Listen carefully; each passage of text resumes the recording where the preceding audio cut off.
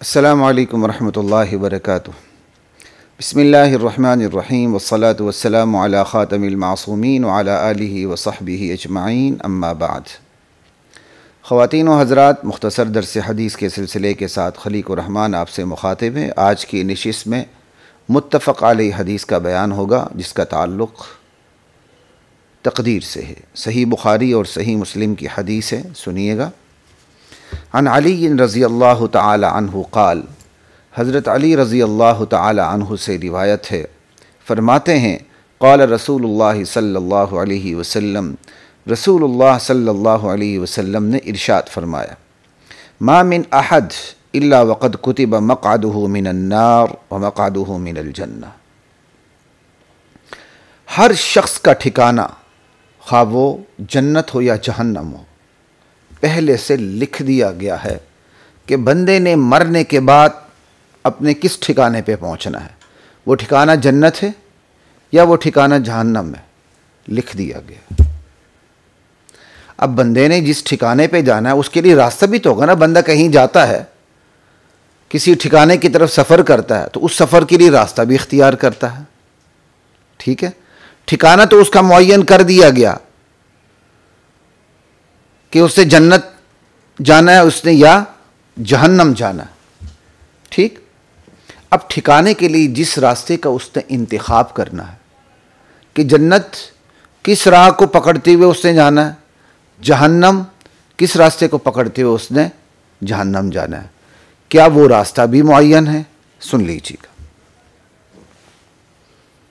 क़ाला या रसूल अल्लाह, मजलिस में बैठे एक शख्स ने सवाल किया, अल्लाह के रसूल, अफला नत्तकिलु अला किताबिना व नदउल अमल। तो ऐसे में या रसूल अल्लाह, जब हमारा ठिकाना पहले से लिख दिया गया कि हमने जन्नत में जाना है या जहन्नम में जाना है, तो हम अपनी लिखी हुई तकदीर पर भरोसा न कर लें और अमल को छोड़ न दें। क़ाल, आप सल्लल्लाहु अलैहि वसल्लम ने इरशाद फरमाया, इअमलू, अमल करो। अमल को छोड़ना नहीं है, अपनी लिखी हुई तकदीर को सुन के अमल को छोड़ना नहीं है। क्यों? फ़कुल्लुन मुयस्सरुन लिमा खुलिक़ लहू, हर शख्स के लिए वही रास्ता आसान कर दिया गया है जिसके लिए वो पैदा हुआ है। अच्छे अमाल के लिए पैदा हुआ है कि पैदा होने के बाद उसने अच्छे अमाल करने हैं, तो उसके लिए अच्छे अमाल आसान है। और अगर वह बुरे अमाल के लिए पैदा हुआ है तो फिर उसके लिए बुरे अमाल आसान है। यानी जिन अमाल के लिए, जिन नज़रियात और अकायद के लिए उसकी तख्लीक हुई है कि उसने पैदा होने के बाद अंजाम कार वो अमल अपने इख्तियार से करना है, वो नज़रिया अपने इख्तियार से अपनाना है, वो उसके लिए आसान कर दिया गया, इसलिए अमल छोड़ना नहीं है। ठीक, हदीस सुनिए तो इंशाअल्लाह जो आपके जहन में कोई एक आध इश्काल होगा उसकी मैं वजाहत कर दूंगा। ठीक है, चलें अभी से मैं वजाहत कर देता हूं। बंदा पैदा क्यों होता है? बंदा पैदा इसलिए हुआ कि उसने अमल करना है। ये बात याद रखिए, बंदा किस लिए पैदा हुआ है? बंदा पैदा इसलिए हुआ है कि उसने दुनिया में रहते हुए अमल करना है, अच्छा अमल करना या बुरा अमल करना। अल्लाह ताला ने ये उसके इख्तियार में बात दे दी है। बहरहाल उसने अमाल करने, पैदा होने के बाद उसको जितनी ज़िंदगी मिलेगी। ठीक है, खलक़ल मौत वल हयात लियब्लुवकुम अय्युकुम अहसनु अमला। अल्लाह ताला ने मौत और ज़िंदगी को पैदा फरमाया क्योंकि अल्लाह ताला इम्तिहान लेना चाहते हैं तुम में से कौन अच्छे अमाल पे उतरता है। अमाल सब ने करने हैं, बस इम्तिहान नहीं, अल्लाह देखना चाहते हैं तुम में से, अल्लाह आजमाइश करना चाहते हैं तुम में से कौन अच्छे अमाल पे उतरता है।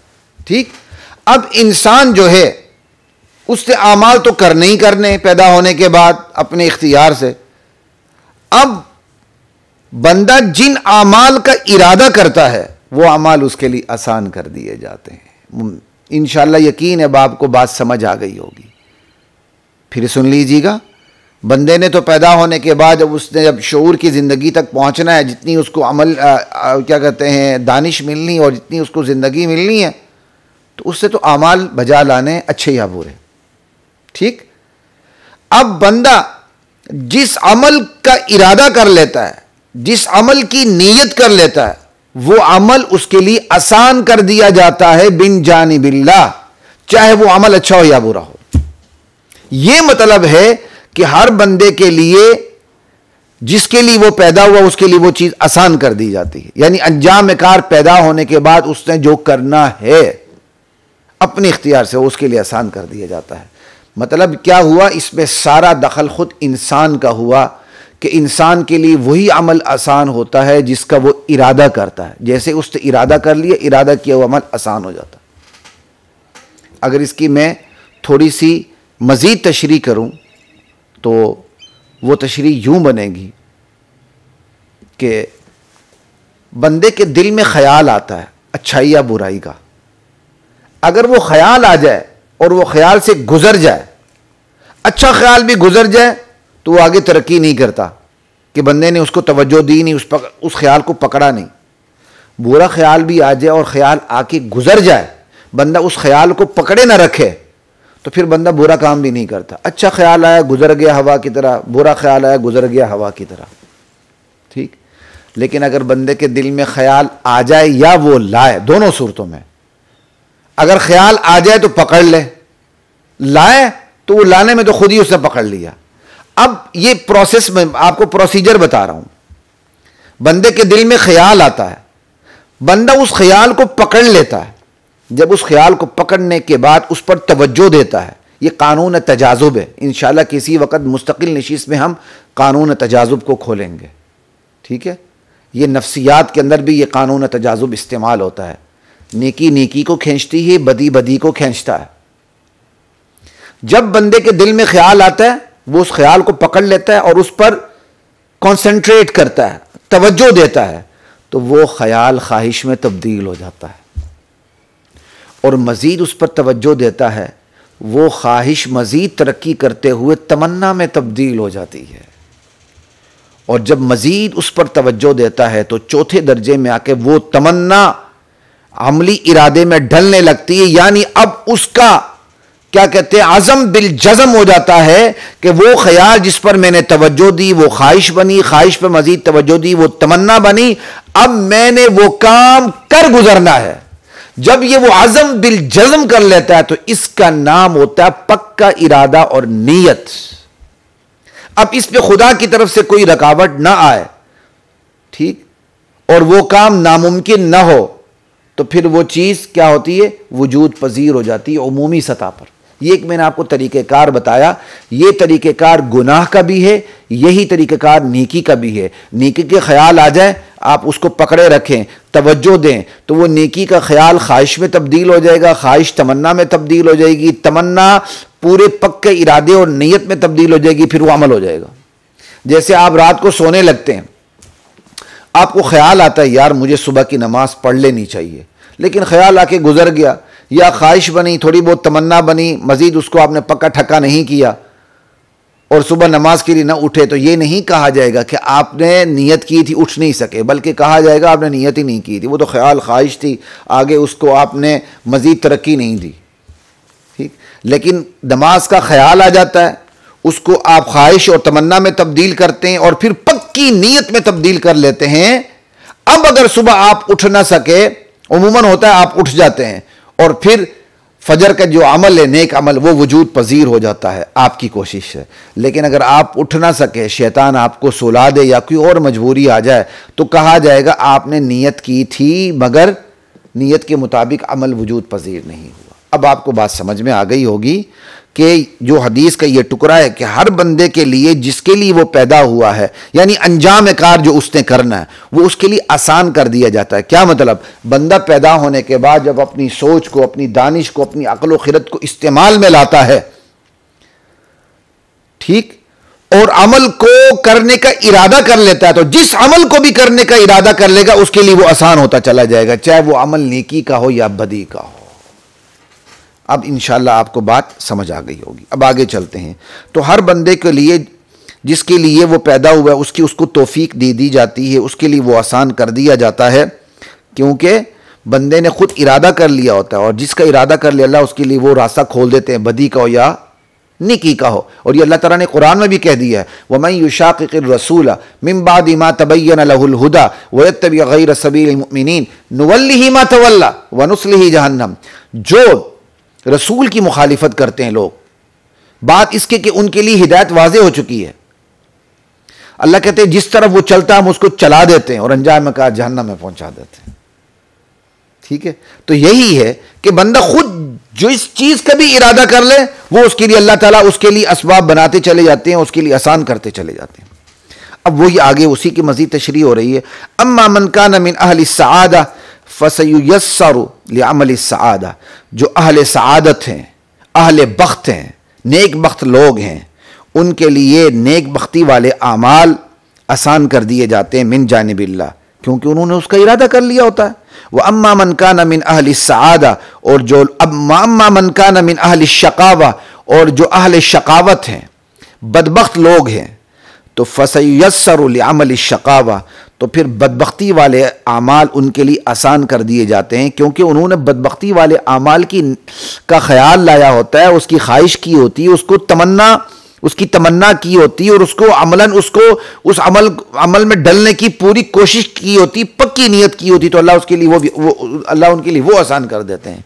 फिर नबी अलैहिस्सलाम ने कुरान करीम की ये आयत तिलावत फरमाई, सुम्मा क़रा, इस्तिशाद के तौर पर, दलील के तौर पर अल्लाह के नबी ने ये आयत तिलावत फरमाई, फ़अम्मा मन आता, जो बंदा अल्लाह के रास्ते में अता करता है, देता है, खर्च करता है, वत्तक़ा, परहेजगारी इख्तियार करता है, वसद्दक़ बिल हुस्ना, और दीन बरहक की जो है इस सरासर नेकी की चीज़ है, हुस्न है, दीन बरहक की तस्दीक करता है, अल्लाह कहते हैं फसनुयस्सिरुहु लिल युस्रा, तो हम वो दीन जो अपनी फितरत में आसान है उसके लिए आसान कर देते हैं। तो क्या मतलब हुआ, बंदे ने पहला कदम खुद उठाना है, पहले कदम खुद उठाना है उसने। जब वो पहला कदम उठाएगा तो अल्लाह ताला उसके लिए ये कदम उसके लिए आसान कर देंगे। बंदा नियत कर ले, अल्लाह आसान कर देता है, चाहे वो नियत बंदा गुनाह की कर ले या नेकी की कर ले। वो अम्मा मम बखिला, और जो कंजूसी करता है, बुखल से काम लेता है, अल्लाह के रास्ते में खर्च नहीं करता, वस्तगना, और दीन बरहक से बेपरवाह हो जाता है, वकज़्ज़ब बिल हुस्ना, दीन बरहक की को जुठलाता है, उसकी तकज़ीब करता है, फसनुयस्सिरुहु लिल उसरा, तो हम उसके लिए तंगी का रास्ता, मुसीबत का रास्ता, कुफ्र और शिरक का रास्ता आसान कर देते हैं। अंदाजा कर लें इसको तंगी का रास्ता क्यों कहा है, ये फितरतन तंग है। फितरत सलीमा कुफ्र और शिरक पर नहीं आती, फितरत सलीमा को कुफ्र पे आना मुश्किल लगता है, लेकिन जब बंदा खुद उसको अपने लिए इख्तियार कर लेता है तो जो चीज़ फितरत सलीमा के लिए मुश्किल हो जाती है अल्लाह ताला उसके लिए आसान कर देते हैं, वो फितरत खबीसा बन जाती है। तो कुरान करीम की आयत भी दलील हो गई कि बंदा अमल करे जो भी, अल्लाह उसके लिए उस अमल को आसान कर देते हैं। तो हजरात मोहतरम, पहली बात यहाँ से क्या साबित हुई, एक बात यह साबित हुई, बंदा जिस अमल का भी इरादा करेगा अल्लाह की तरफ से वो आसान कर दिया जाएगा। अगर वो नेकी का इरादा करता है नेकी आसान हो जाएगी, अगर वो बदी का इरादा करता है तो मिन जानिबिल्लाह उसके लिए बदी आसान हो जाएगी। क्यों, इम्तिहान इसी का नाम है। वो बदी करना चाहे और अल्लाह उसे बदी करने के मौके ना दे तो फिर तो इम्तिहान ही ख़त्म हो गया। जिस तरह फरिश्ते बदी नहीं कर सकते, उनको बदी पर कुदरत ही नहीं है। ठीक है जी, एक बात ये समझ आ गई। और दूसरी बात आप ये समझ लें कि इस हदीस के अंदर तकदीर पर ईमान का भी दरस्त है और आमाल के लिए असबाब इख्तियार करने का भी दरस्त है। यानी हमने तकदीर पर ईमान भी लाना है, ठीक, और तकदीर पर ईमान लाते हुए आमाल को छोड़ना नहीं है, बल्कि आमाल भी बजा लाने हैं। और अमल बजा लाने के लिए जब हम नेक अमल का इरादा कर लेंगे अल्लाह हमारे लिए उसको आसान कर देंगे। और जहाँ तक बात है ठिकाने की, तो जो अल्लाह ताला ने जिस बंदे का ठिकाना जन्नत या जहन्नम लिख दिया है, अपने इल्म के जोर पर लिख दिया है कि मेरा ये बंदा चूंकि जन्नत में जाएगा, मुझे पता है कि अपने इख्तियार से ये नेक काम करेगा, नेक रास्ता इख्तियार करेगा, तो मैं इसके लिए जन्नत लिख दूंगा। और ये बंदा अपने इख्तियार से बुरे काम करेगा तो मैं इसके लिए जहन्नम का रास्ता आसान कर दूंगा, जहन्नम ठिकाना रख दूंगा।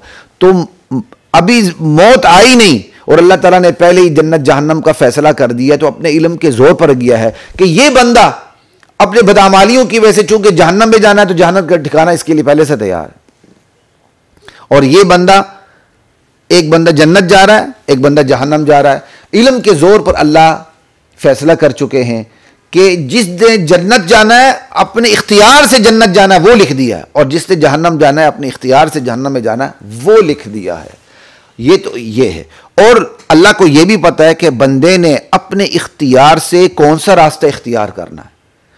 अच्छे अमाल वाला रास्ता इख्तियार करना है, अल्लाह को वो भी अल्लाह ताला ने लिख दिया कि इस बंदे ने अपने इख्तियार से अच्छा दाएं वाला अच्छा रास्ता इख्तियार करना, वो भी लिखा हुआ है। जिस तरह ठिकाना लिखा हुआ है, अच्छा रास्ता भी लिखा हुआ है। इसी तरह एक बंदे ने अपने इख्तियार से बुरे रास्ते को इख्तियार करना है तो अल्लाह ताला ने पहले ही अपने इल्म के जोर पर उसका बुरा रास्ता भी लिख दिया है कि इसने अपने इख्तियार से बुरे अमाल करते हुए बुरे ठिकाने तक पहुंचना है। तो अल्लाह का इल्म हमारे पाँव की जंजीर नहीं है, तकदीर खुदाई इल्म का नाम है। क्या अल्लाह को अपने इल्म के जोर पर पता है कि मेरा कौन सा बंदा अपने इख्तियार से अच्छे अमाल करेगा, कौन सा बंदा अपने इख्तियार से बुरे अमाल करेगा। इसका नाम तकदीर इलाही है। यह बिल्कुल ऐसा ही है जैसे एक उस्ताद को, अतालीक को, टीचर को अपनी क्लास के स्टूडेंट्स के बारे में 10 दिन पढ़ाने के बाद पता चल जाता है कि कौन सा बच्चा ज़ीरो है और कौन सा बच्चा हीरो है। उसके बावजूद वो सबको यकसा मौके मुहैया करते हुए इम्तिहान लेता है। अब वो बच्चा जिसने ज़ीरो लेना है उसको ये भी पता है कि मेरे टीचर को पता है कि मैंने ज़ीरो लेना है। वो जनाब अली पेपर में लिख देता है, सर मैं तो मजबूर हूँ, मैं पेपर हल नहीं कर सकता। क्यों? अगरचे आपने मुझे पेपर हल करने का मौका दिया है लेकिन आपको पहले से पता है कि मैं तो ज़ीरो हूँ, लिहाजा मेरी कोई गलती नहीं। तो उस बच्चे की बात मानी जाएगी? नहीं मानी जाएगी। बल्कि कहा जाएगा कि टीचर को जो पता है तू ज़ीरो है, तो टीचर ने 10 दिन पढ़ाया है, 10 दिन के पढ़ाने के तजुर्बे से उसको पता चल गया कि तू अपने इख्तियार से ज़ीरो लेवल पर है। ये बात दुनिया को समझ में आती है।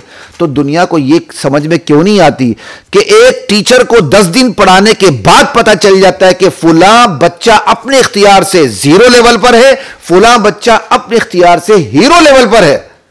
तो बंदों को ये बात समझ में क्यों नहीं आती? जिस अल्लाह ने बंदे की तख्लीक की है, आदम से वजूद दिया है, उसको पहले से अपने इल्म के जोर पर पता है मेरे फुला बंदा अपने इख्तियार से हीरो लेवल पर है और अपने इख्तियार से फुला बंदा ज़ीरो लेवल पर है। फिर भी अल्लाह ताला ने इम्तिहान के मौके हीरो और ज़ीरो दोनों को दिए हैं।